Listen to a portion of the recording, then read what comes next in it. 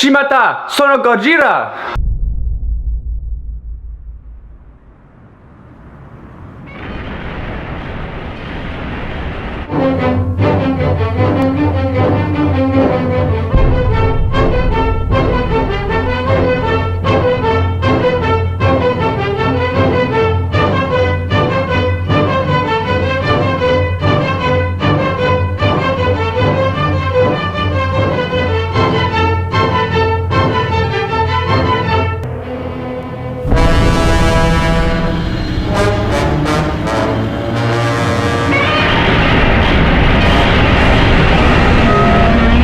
Hey guys, today I'm going to be talking about Shin Godzilla or Godzilla Resurgence. This is the first Japanese-made Toho Godzilla in over a decade. Now this is the 31st Godzilla movie and the 29th Japanese-made Godzilla movie, with the last two movies in the franchise being the two American-made ones. This movie is directed by Hideaki Anno and Shinji Higuchi. Both of these people actually have their pedigree in anime, with the series Neon Genesis Evangelion appearing in there, as well as Attack on Titan for Higuchi. This movie stars Hiroki Hasegawa as the lead protagonist, Rando. Rando is a loose cannon politician trying to lead his superiors in the right direction, as they seem to be taking way too long trying to solve the problem of Godzilla. Yutaka Takenouchi plays his politician friend who got in the position that he has. Takenouchi really comes off more as a side character though in this movie, as he really only appears in a couple scenes and really only to tell Rando to slow down and that he has to listen to his superiors, so he really doesn't play a major role in the movie. Lastly is Satomi Ishihara. Ishihara plays an American-born Japanese ambassador with Japanese heritage. Her character is actually one of the strongest and most fun in the movie. She really gets things done more than any of the other characters, and her spunk and attitude really bring a lot to the movie.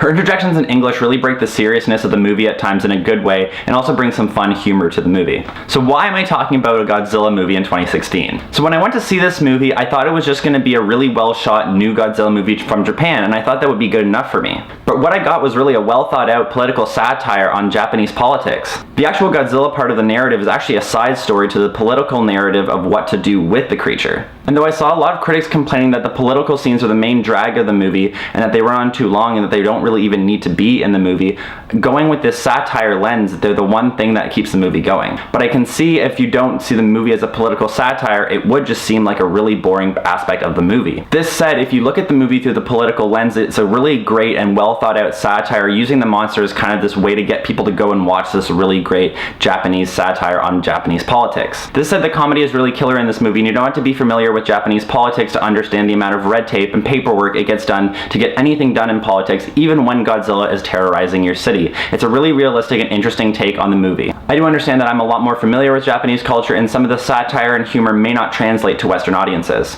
Now, the two anime-based directors bring a lot of great visuals to this movie. They even make boring scenes exciting to watch, with a piece of paper getting passed around seen as a more dynamic shot than, say, any scene with Godzilla. Even the boring political discussions are shot with such great composition that they're visual stimulation to watch every time. One scene in particular is where the Prime Minister is getting suggestions from all of his ministers, and as he feels more and more crowded, the shots of their faces get closer and closer and fill more of the frame, and it's just a really interesting and dynamic way to shoot a scene like this that would be boring otherwise. It's almost ironic in a movie about Godzilla that all the scenes featuring Godzilla are shot in a more generic and boring way than some of the more classically boring scenes that you would expect in a movie. Now, another strange thing about this movie is the way Godzilla looks. I read a lot of people saying that they found the monster look terrifying, and this is one of the greatest incarnations of Godzilla they've ever seen. Personally, I found the Godzilla creature look absolutely ridiculous, with most people in the theater laughing the first couple times he came on screen and laughing throughout the screening overall. Mix of the unrealistic CGI and the way that his eyes almost looked like googly eyes at times just made the monster look kind of ridiculous. On this note though, if it was the director's intention to have the monster look kind of silly, it actually complements the movie nicely to have the Godzilla monster look kind of ridiculous in this sense compared to the political and seriousness of the rest of the movie, and in the overall sense of humor that the movie is going for. The movie was actually very refreshing in how much dialogue it used, and used the dialogue to really drive the plot without feeling like they were explaining things or giving you too much exposition. This said, as a Western viewer, with the density of the script, you constantly miss out on some great visuals, as you're constantly reading at the bottom of the screen with subtitles appearing all the time and really never ceasing during the movie. This said, however, titles for characters are actually used pretty hilariously at times, and as they can can feel a little overbearing and you might think, oh, this is some piece of Japanese culture I don't get. They actually come back later on in the movie to be used in humorous ways, giving titles to characters that didn't have them earlier on in the movie, given the ridiculous situation that they're in. It should be noted though that they're overused in certain cases with locations, as it doesn't really matter if I'm in the side of a village in Tokyo or not. The score by Shiro Sugisu is one of the best parts of the film overall. With how much this movie pays homage to the older Godzilla movies, it's great to see a score that actually mixes in some of the older Godzilla scores and newer compositions by Sugisu in a way that makes the movie feel both homage and new at the same time. The ending of the movie is a little nonsensical, with a lot of people in my theater going, "What?"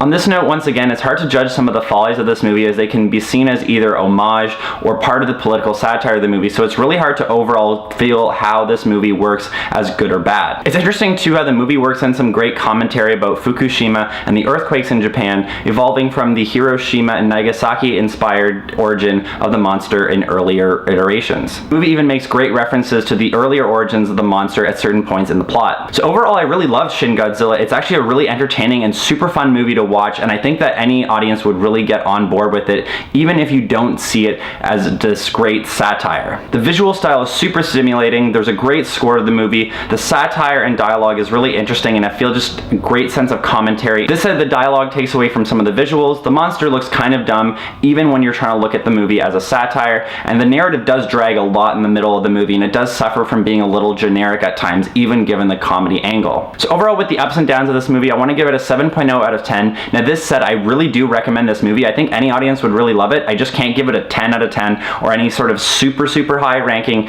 just because I feel like there's certain moments of this movie that really drag, and I feel like there's certain aspects of it that I don't feel deserve a higher ranking. This said, you don't really have to be a fan of Godzilla movies or Japanese culture to get into the film, and I really do recommend it to anybody as a great piece of Japanese cinema. So thanks for watching, guys. If you want to check out anything else I do in the movie sphere, you can check that out at soundcloud.com/real_deal. And you can check out everything else I do at my own sound blog that I'll post at the bottom of the video. So thanks again for watching, guys, and go watch some foreign movies.